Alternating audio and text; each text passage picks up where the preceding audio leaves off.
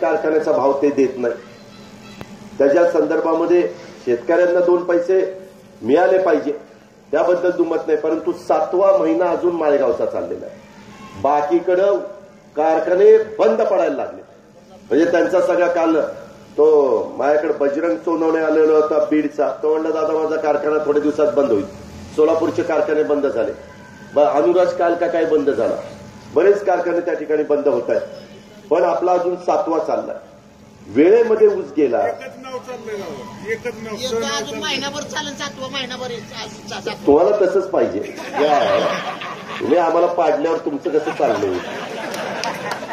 आम्ही असतो तर बाळासाहेबाला सांगितलं असतं बाळासाहेब ऊस घेऊन जावा. लगेच ऊस घेऊन बाळासाहेब भाव जाहीर करा. बाळासाहेबांनी केला असता. साहेबांनी सांगितलं असतं तरी झालं असतं. तुमच्या कधी कधी लक्षात येत नाही. तुमच्यातल्या तुमच्याच गटामध्ये कुणाला तरी त्या ठिकाणी अडचणीत आणण्याच्या करता तुम्ही गंमत करायला जाता. गंमत केल्यावर ही अशी गंमत होती. स्वतः मुख्यमंत्री आले तरी भाव जाहीर नाही केला. असं कधीच आपल्याकडे घडलं. अरे बापरे बापरे. तेव्हा काय राजस्थानला गेले काय ड्रेस घातल्या रो यांनी. माळेगाव ऊस उत्पादक सभासदांच्या डोळ्यात आसवांचा पूर आणि सत्ताधारी संचालकांची रंगते राजस्थानात टूर.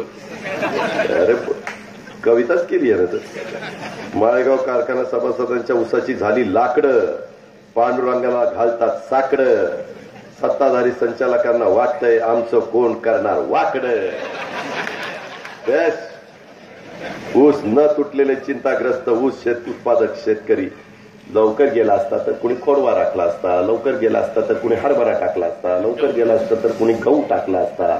टनेज वाढला असतं. तुम्हाला माहिती आहे काल मी आणि दत्तामामा भरणे पुरुषोत्तमदादा जगताप आम्ही कालवा सल्लागार समितीच्या मिटिंगला गेलो होतो. त्याच्या संदर्भामध्ये आपल्याकडं पाणी आहे. मी त्यांना सांगितलं गुंजवणीचं पण पाणी आमच्या निराडाव्याला द्या.